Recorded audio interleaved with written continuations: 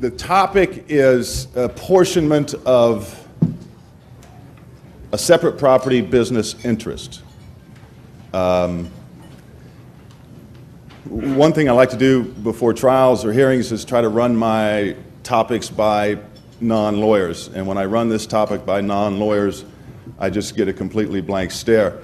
But this morning, Steve Serrano was walking in and he saw me and he said, "What are you speaking on?" And I told him apportionment of separate property business interest. And he said, "I should have slept in."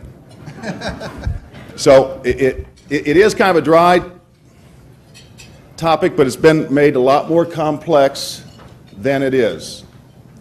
In a big summary view, what we're talking about when we say apportionment of a separate property business interest is the community needs to get a fair return for its effort. And if a spouse owns a business before marriage and continues to work in that business, own it, manage it, grow it, those are community efforts, and the community is entitled to something for that. ARS section 25-213 says, separate property during the marriage remains separate, as well as all rents, issues, and profits thereof, except in the case of a separate property business. As far back as 1931, I have taken in this little case review, I think every case in Arizona on the topic. There's 16, and it goes back to 1931 when it first became an issue. And I guess look at it with an example. If you bring into the marriage a portfolio of publicly traded stock, and you don't manage that portfolio, it simply sets at a financial institution and someone manages it for you for a fee, and it presumably grows in value. There's no debate that those profits, that increase in value of that asset is separate versus a spouse who owns, for example, an automobile dealership. And during the marriage, that person manages and owns that dealership, creates income, creates profit, and creates, presumably, an increase in value of that dealership during the marriage. Well, that owner of that separate property business cannot simply decide to pay herself or himself $10,000 a year and keep all the balance of the profits or all the balance of the increase in value for themselves. They can't feather their separate property nest at the expense of the community. So the community has a claim to profits or increase in value. And that's an important distinction. Then take the automobile dealership situation. It's not $10,000 a year, but that person gets paid $300,000 a year. The analysis comes closer to, was the community fairly compensated for its efforts? And that's really what it boils down to. If a separate property owner expends time and effort on his or her separate property business, the community gets interested and involved in that. It's potentially a very, very big asset in a divorce, increase in value. We haven't had a lot of case law since 1979 Cockrell. Cockrell's probably not as impactful a decision as you might think. But after Cockrell, there was a decision called Roe versus Roe, and then Roden versus Roden. If you look at page, well, actually the fourth page in on the materials where it's entitled Arizona Cases. And the next page is California cases. Frequently, as you know, Arizona looks to other states for helpful reasoning on issues they haven't faced before. And Arizona looks to California quite a bit. And on this issue, looks to California almost exclusively. But these are the cases, just from a big picture analysis at this point, these are the cases in Arizona from 1931 to 1997 which reviewed this issue. And it started with Rundell. You'll see back further in each case analysis, every one of these cases that are listed are in some way service-based. None of these cases involve that situation where you have a separate property stock portfolio and someone else manages it for you and it increases in value or produces income. That's not involved in these cases. What's involved in these cases are service-based businesses. But take that automobile dealership. The community is not entitled. Let's assume, well, you've got a number of different analyses. And they're, I think, easily set forth on the second page of my materials that's entitled Achieve Substantial Justice. Now, that's a quote, achieve substantial justice. It's mentioned throughout many of the cases. Here's your real challenge in these kinds of cases. The trial court has the discretion to apportion, to evaluate and recognize fair compensation, adequate salary, and to decide which approach to apply in order to make these calculations. Trial court has that discretion, and its only directive is to achieve substantial justice. My point being, whatever the trial court decides then is going to be pretty difficult to overturn on appeal because they look for any reasonable basis to sustain the trial court's ruling. So it's really critical at the trial stage that you do your homework and you put it together at that stage because you're not going to have another shot at it.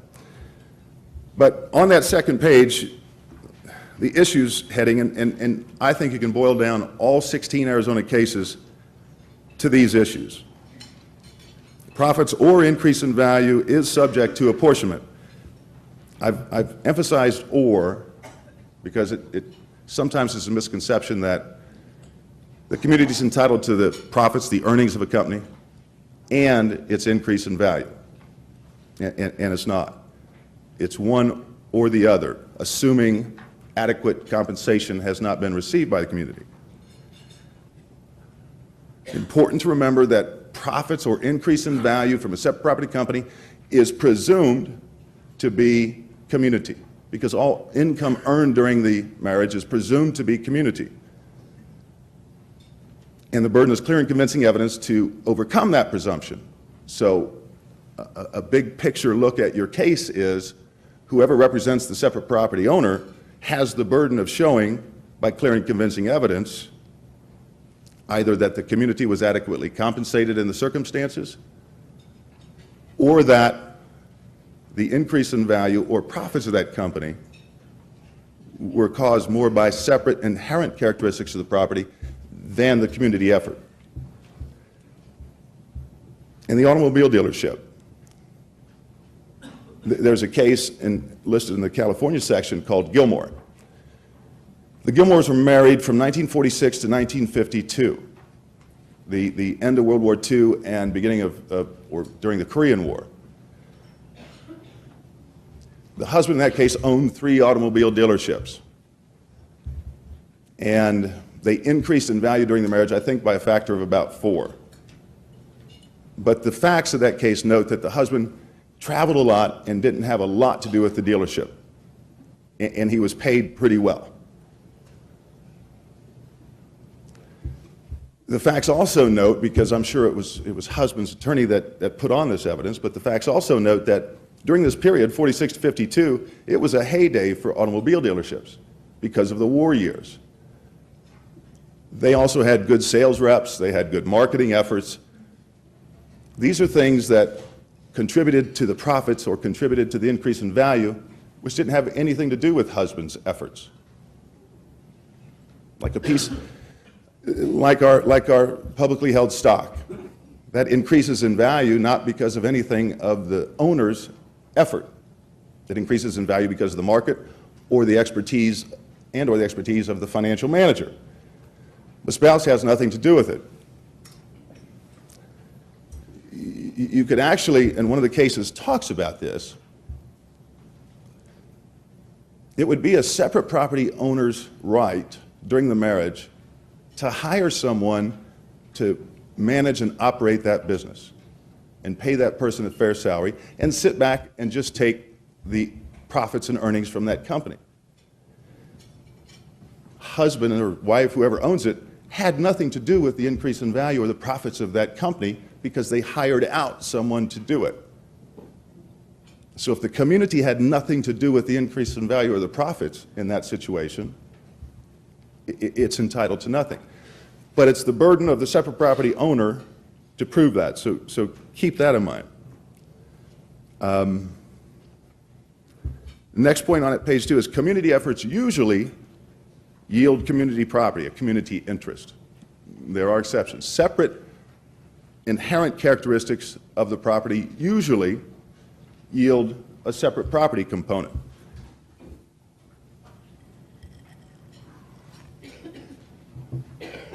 And the separate component plus the community component usually adds up to 100%. We see in Roe it doesn't always add up to 100%. Cockrell.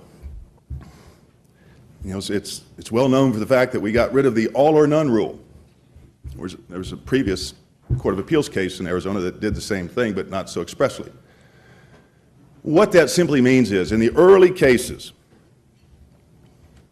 the courts looked to what was the main reason for the profits or the increase in value. What was the chief factor for the profits or the increase in value? And they'd look to the community characteristics and the separate characteristics. So whichever, in the Gilmore case, the automobile case, whichever of those components mainly contributed to the increase in value of the profits, then that was it. So in the Gilmore case, inherent outside characteristics of the property, really what made the property increase in value. Husband traveled a lot, he wasn't there a lot. So in that case, all of the profits were put into the husband's side without a claim by the community. Conversely, if the community, in many of the Arizona cases, the community in these service-based businesses, community effort was found to have contributed mostly, chiefly, to the profits or the increase in value. So they all went to the community. When Cockrell came along, it remanded back to the trial court and said, well, that's the way you've been doing it up to this point and probably been doing it correctly. But the Cockrell court decided, if we're going to enter into this analysis anyway, if we're going to try and measure which contributed to the increase in value or the profit, we're already doing the work. So let's do it precisely. In one case, it was 73% community, 27% separate. That's what Cockrell said. All Cockrell said was, we're not going to do this all in one bucket anymore. You're in there, make your arguments, which again puts a lot of pressure at the trial level. Make your arguments and let's do it exactly. And then the trial courts to make those determinations, which factor contributed to the profits or the increase in value. Separate inherent characteristics of the property, or was it community effort? And it's always a combination. So the percentages are what's applied. Now,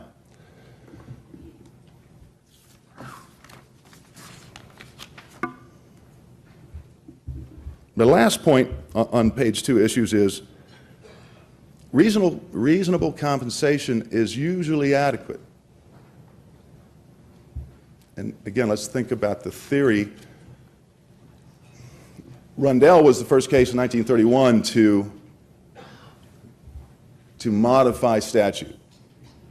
It said, no, not all rent increases and profits are necessarily separate. But very early Arizona cases recognized and acknowledged, you know, if we enter into this analysis and the community is found to have contributed mostly to the increase in value, so the community gets the increase in value or profits. Stop and think, well, before we divide anything more, was the community paid anything for its services? If you take a service-based business and the separate property owner pays herself what is agreed to be an adequate compensation, and that means getting expert witnesses probably and doing comparative analyses and bringing evidence to the court to say, well, this is what spouse was doing in this business. And in most other businesses similar to it, people earn this much for that manager's job. If spouse received that much or more, well, then the community was reasonably and adequately compensated for its services to that separate property. It shouldn't be entitled to anything more. It shouldn't, in addition to a reasonable compensation, be entitled to a share of the profits or an increase in value. Because go back to the example, publicly held stock, you do nothing, it increases in value. You own a service-based business, but you do nothing. You hire someone to manage and operate. I don't think the community has a claim to that. But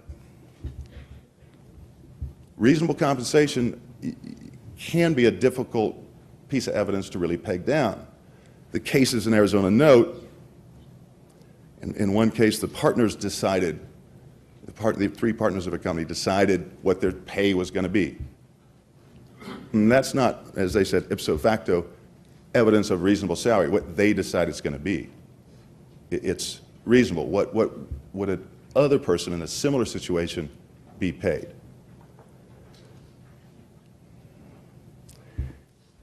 If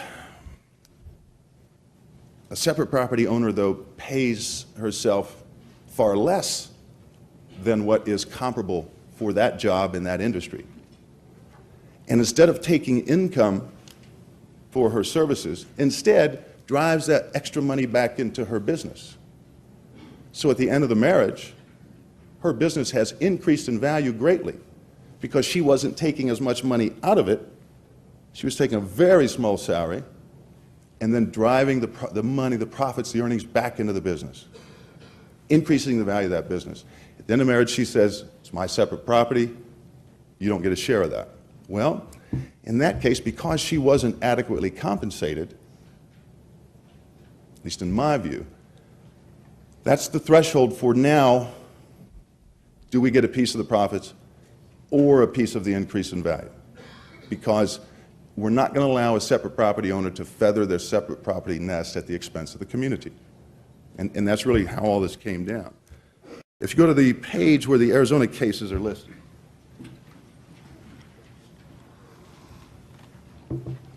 I hope this can be as a guideline when you enter into these cases. What I've done on this page is simply give what I thought were the real boiled down highlights of each case. But I'm going to run down the cases and tell you what kind of business it was. Rundell was a billiards hall. Lincoln Fire was a hotel. In Ray Torrey's estate was a restaurant. We have the same analysis in estate cases as we do in divorce cases. Torrey was we kept talking about the decedent. Well, it was the decedent who was the separate property owner, and the question was, upon his death, does the community get any share of that business, that increase in value, or not? So it's the same analysis, but you'll see non-divorce cases in this. Torrey was a restaurant. Anderson was a dry cleaners. Porter's a great case for a number of different propositions. This was an interesting case. The husband owned land and livestock and cash, interest in a partnership. And you see on the last point there, unusual talents or skills. I see that frequently in these cases. When they talk about a spouse and their compensation or their salary, one of the questions is, well, did this spouse contribute any unusual skills or talents? Or was he run-of-the-mill? Mr. Porter was apparently run-of-the-mill. Lawson was a general merchandise store. Evans was a cafe. Nace was a theater chain. Mr. Jensen was involved in that case. Everson was, Mr. Everson got the idea prior to marriage of the State Farm drive-through offices. So he started constructing those nationwide. Jolene Grant was involved in that one. Nelson was another dry cleaners. Percy, husband owned a percentage of an irrigation company. Actually, Phil Gerard and Dan Cracchiola were involved in that. Baum was a tire and auto service store. Cockrell was a farming operation. Sheldon Mitchell was involved in that. Rowe, Jerry Butler and Phil Gerard were involved in that. Bob Jensen's going to talk more about that case. It's fascinating from a number of different perspectives.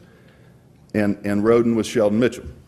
Rowe was a manufacturing distribution business, and Roden was a Subway distribution business, Subway stores. The common theme throughout those, except Cockrell, and actually you could include Cockrell, they're all service-based businesses. There don't seem to be any cases up there that it's purely an asset-based business and the spouse does nothing to manage it, operate it, contribute to the earnings. In the California cases, Pereira, why is the 1909 Pereira case in here? Because Cockrell referenced it. And this is only my opinion, but I think there were horrible facts in that case, and I think that case is often misapplied. But that was a saloon and cigar business case. Van Camp, that was the man who ended up with the Van Camp pork and beans. Gilmore was the automobile dealership. Tassie, another case, Arizona references these cases. Tassie was another case, was a wholesale meat business. And Beam was a very interesting case. Beam versus Bank of America, it was an estate case, but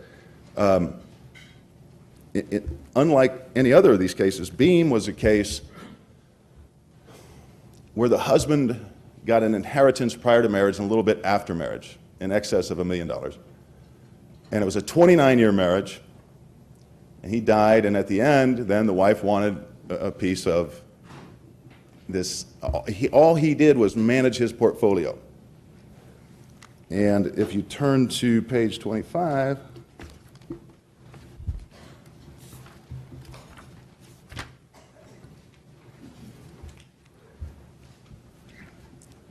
you can see that over 29 years, his estate increased from 1.6 to 1.8 million.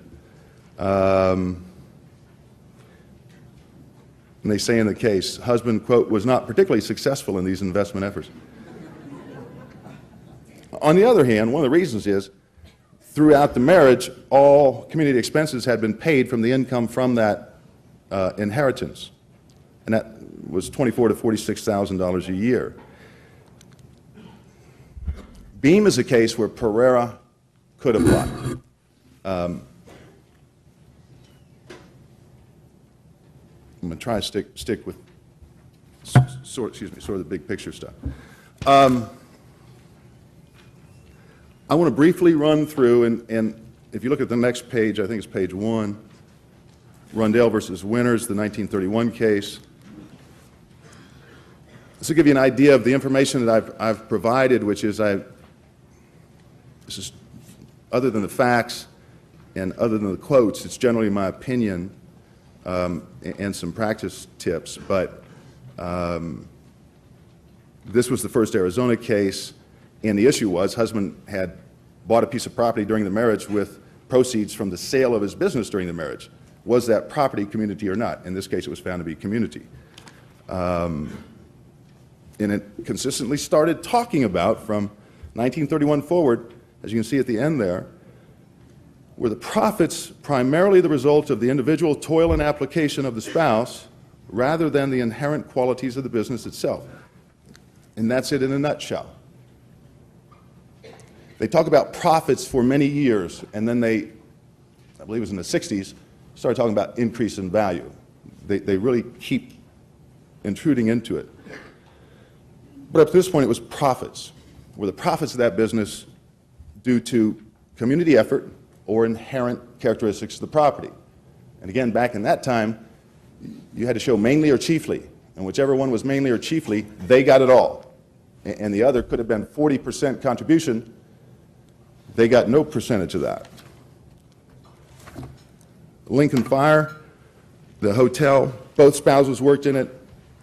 This is the first case where they expressly talked about being compensated by the salaries and draws from the business. In that case, they characterized it as reasonable compensation, and anything in excess of that, any profits in excess of the salary and draws that the couple took, they characterized as due to the inherent qualities of the business itself. So at issue were all the extra profits that had built up in this hotel business by the time of divorce. And that was found to be separate. Torrey's estate,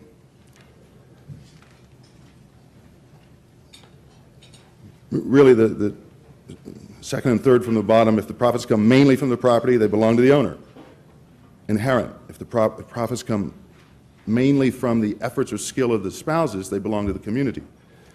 And interestingly, that case states that the statute, 25-213, similar, provides no means of separating that which is the product of labor and skill from that which comes from the property alone.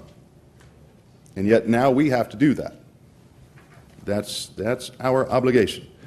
Anderson, the clothes cleaning business, service-based business, the success of that business due to community effort, not anything inherent to the property. Porter's a great case for, like I said, a number of different legal holdings, but Porter was the first case that acknowledged this expanded reach beyond the statute. All profits, rents, increases thereof to the separate property. That's what the statute says. Case law changed that, and Porter expressly acknowledges that. During his 15-year marriage, husband received $96,000 in separate property dividends that he kept separate.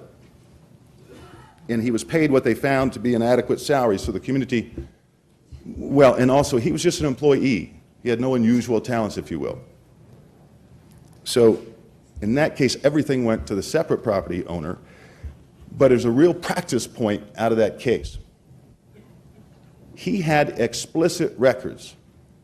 He had explicit accounting during the marriage of what income he received from what source, where it was deposited, and kept it segregated. He had accurate records, and he kept his funds segregated. As long as you've got adequate salary, you can't get away from owing the community something by good records and keeping things segregated. But if you do have that, tremendous advantage to trying to establish that it is your separate property. And actually, you read cases and reread them, you see different things. Unlike Validity, the case that talks about, once you jointly title real property, you've made a gift or a presumed gift therein. Porter takes the exact opposite holding. Porter recognizes in 1948 what we say all the time. They were required by the title company or the lender to jointly title that piece of real estate. And Porter acknowledges that and says it's a custom. That's not an evidence of gift intent. Porter's a really good case from a number of different perspectives. Lawson is simply another service business. Talking about gains and profits. Nobody's talking about increase in value yet. And that seems to be all we talk about today, almost. People start in a divorce case with a separate property business, and the first question is, well, did this company increase in value? And it's not a bad first question, because if it did not increase in value, then there's no reason to chase a piece of an increase in value. On the other hand, every one of these cases talked about book value, not fair market value of these businesses. Evidence presented was book value, which can be vastly different than fair market value. Even if your property business does not increase in value, the community may have a share of those profits, because that is certainly conceivable to have a business that doesn't increase in value, but can nevertheless be very successful. Evans, I think, seems to be the first case that attempts to argue that reasonable compensation is it. Once you find reasonable compensation, you're done, and that any income in excess of that is separate. And that was rejected. In other words, the husband business owner in that case wanted the trial court to be ordered to recognize that if there's an adequate salary, there's no more analysis, and the court refused to do that. Stoss, generator exchange business, nothing noteworthy there. Nace is a great case. I use the words they use in the cases, motion picture theater business. You know, it's a movie house. And, excuse me, husband exercised prudent efforts. He was good. And his personal net worth, not quite sure why they looked at husband's personal net worth as opposed to the value of the business, or the book value or net worth of the business. We talked about husband's personal net worth. And then I think this is the first case where they expressly talk about, or the value of a separate property increased. And it says that the court couldn't figure out what portion of increase was due to his effort and what due to capital appreciation, they call it, or inherent qualities of business. And his salary evidence was $48,500 is what he was paid. Comparable salary would have been 20 to 40. So by that measure, the community's been more than adequately compensated. But one of the key facts, I think, for the court was that they noted that there was an experienced management team in place. He had a partner who they say, quote, was largely responsible for the operation of the 3 most profitable theaters in the chain. Husband was competent, but had able advisors and associates. No basis to find that husband's skills exceeded a normally competent businessman so as to classify him unusual in matters of business judgment. They continually make that distinction. So you got to kind of watch for that fact in your cases. Is the separate property owner exceptionally talented? Adequate compensation was found there and applied. Everson, the construction business, book value was mentioned. In none of these cases, none except Rowe, is goodwill even mentioned. And in Rowe, they didn't know what the goodwill was. That was not evidence that apparently was presented. When you're looking at profits, it's pretty easy to calculate. You look at the books. When you're looking at value of a business, then you get this goodwill component. And up to the time of Cockrell, 1979, you know, we've got business appraisers and evaluators are far more prevalent today than they were in 1979. Because again, it's interesting to note that all of these cases talk about, if they are talking about a value business, book value. I mean, book value, prima facie evidence of value, but it's not fair market value. And I really believe that the prevalence of business appraisers, evaluators today drives these issues. Goodwill is tough, it's elusive. And don't forget, Malloy still applies. You've got a lot of different thoughts in this kind of case.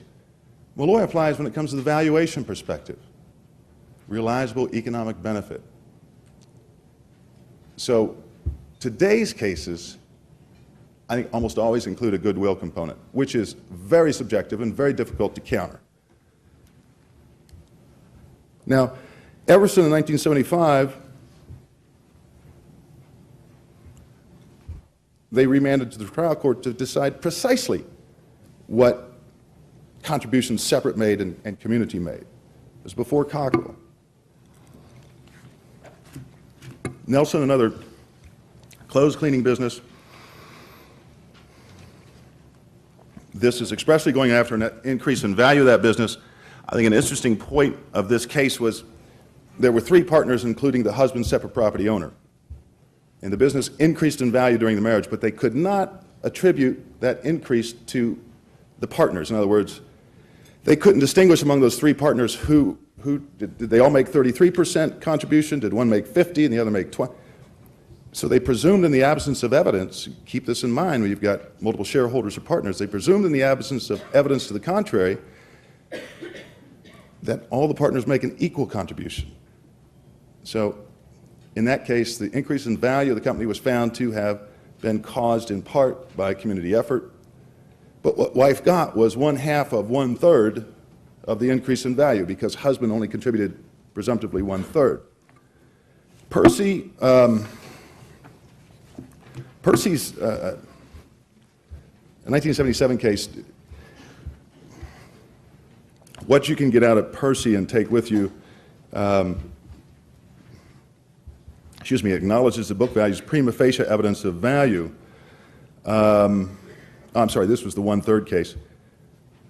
Very interestingly, this Court of Appeals case from Division 2, the Supreme Court denied review. And it's interesting because in Percy, the trial court said, or the Court of Appeals said, the burden of proof by clear and convincing evidence is on the community to show that the property did not increase in value as a result of separate inherent characteristics. Exactly the opposite of every other presumption in every other case. For some reason, the Supreme Court denied review on that. They came back in 1979 and just eviscerated Percy. But interestingly, why they didn't take it up at that time. Baum, review denied, and I think to me that implicitly means the Supreme Court's okay with their holding. Baum is a good case for this proposition.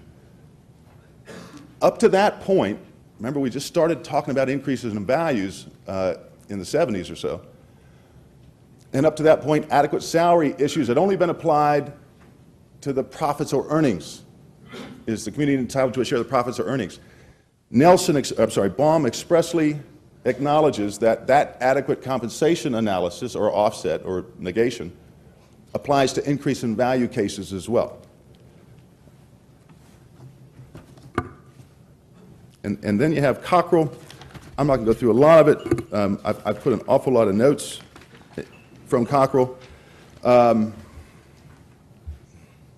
don't think real good facts, or at least not facts that were shown in the case.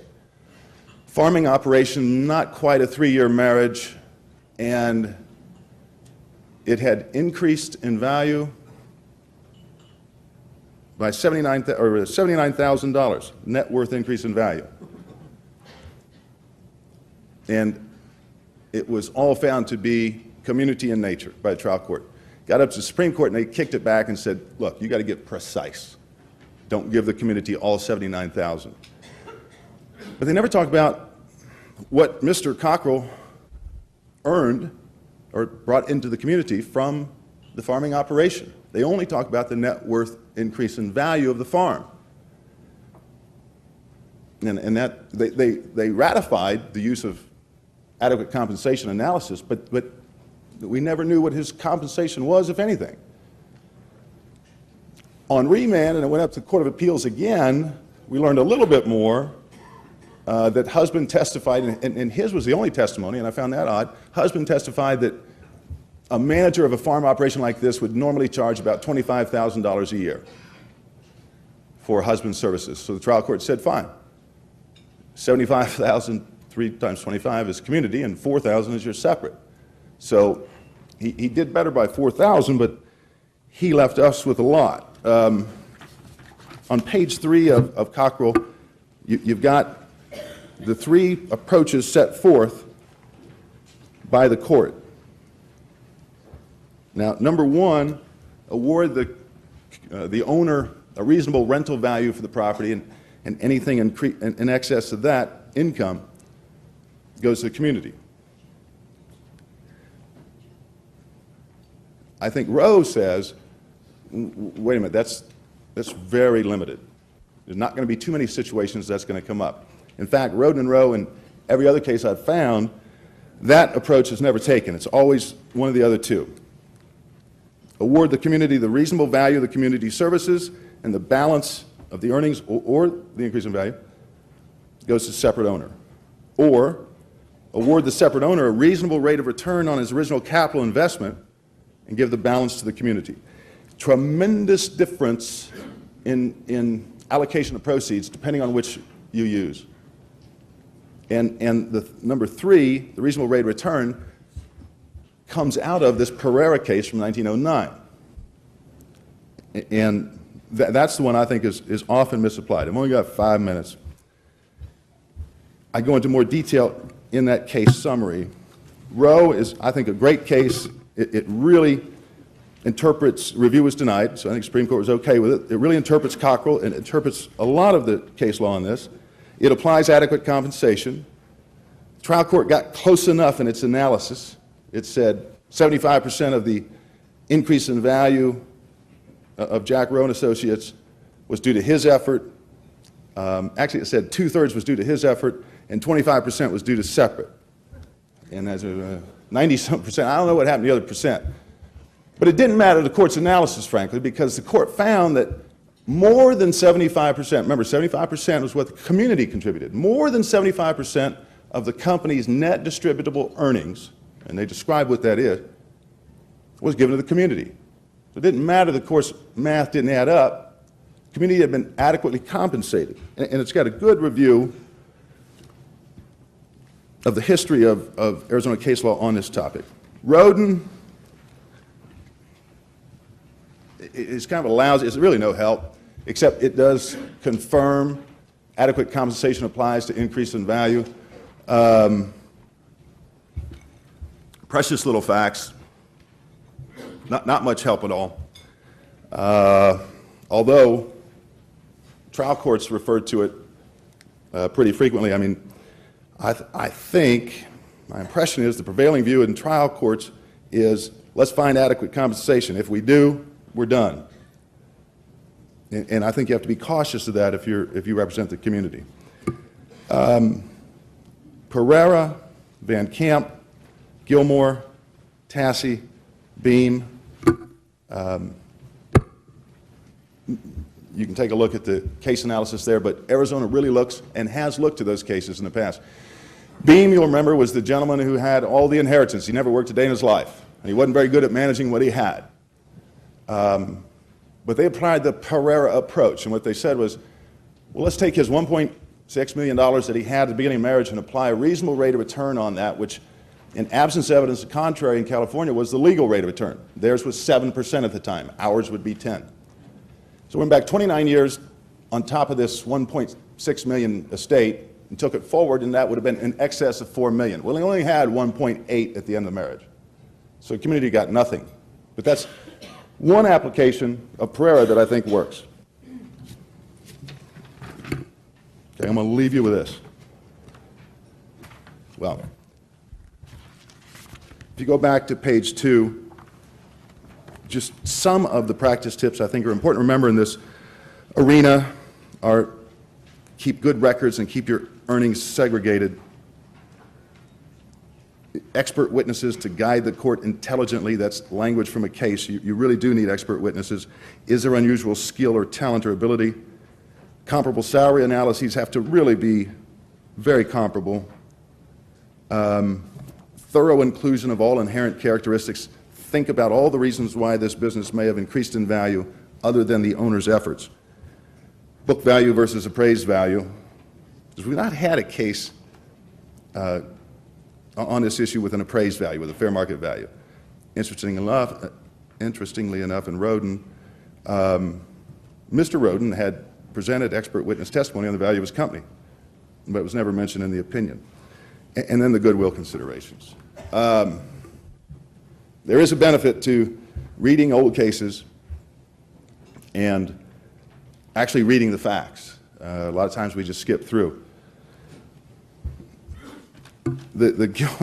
I think there's some great facts in the Van Camp case.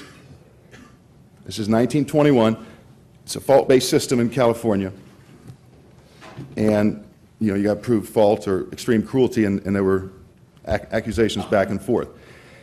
At the date of marriage, now, Mr. Van Camp was 54, and his wife was 21.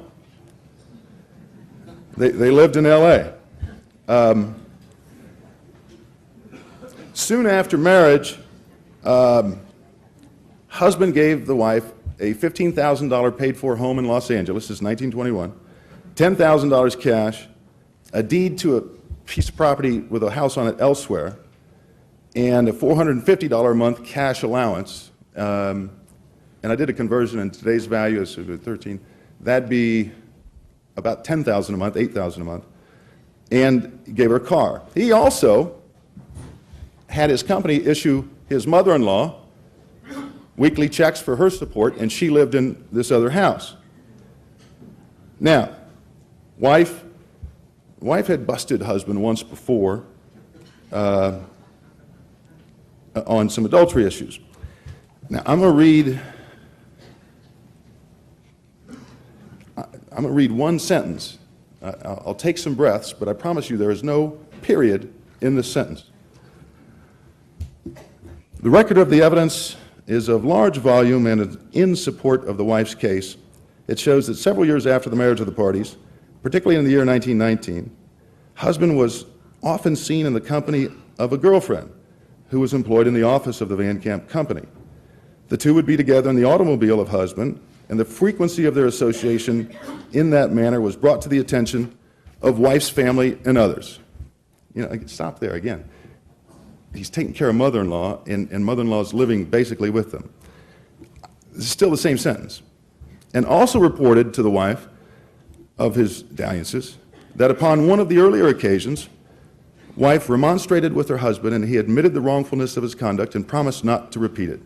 Notwithstanding, same sentence, notwithstanding that promise, he continued to conduct himself in the same manner with the girlfriend, that he neglected the wife in the home, became irritable, and upon one occasion, when she took a paper from his hand and requested him to talk to her, we get that a lot, he struck her and called her a damn fool. That upon another occasion, he drove in his automobile with his girlfriend away from the traveled highway and into a thickly wooded grove, where he remained for a considerable time. That wife at this time, in company with her mother. Let's review. He's done it before, been busted, he's not going to do it again. Mother-in-law is very close, living quarters. Wife and mother-in-law are out in this grove looking for a husband and girlfriend. This is all the same sentence. There's some semicolons, but there's no... That the wife at this time, in company with her mother and another person, I don't know, pursued husband into the grove and upbraided him with accusations of improper conduct. So it's the best thing Mr. Van Camp did.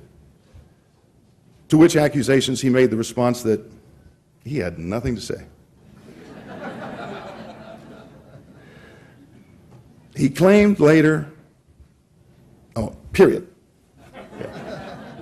He claimed later that he had merely stopped to eat fruit with the girlfriend, but expressly declined to make any explanation as to why he had selected a secluded place away from the main thoroughfare. So, read the facts. Gilmore's got some great facts too, and you wouldn't believe the facts of Gilmore. In essence, the wife accused husband of wishing to engage in a menage a trois, and husband brought girlfriend number 3, to prove that it didn't happen.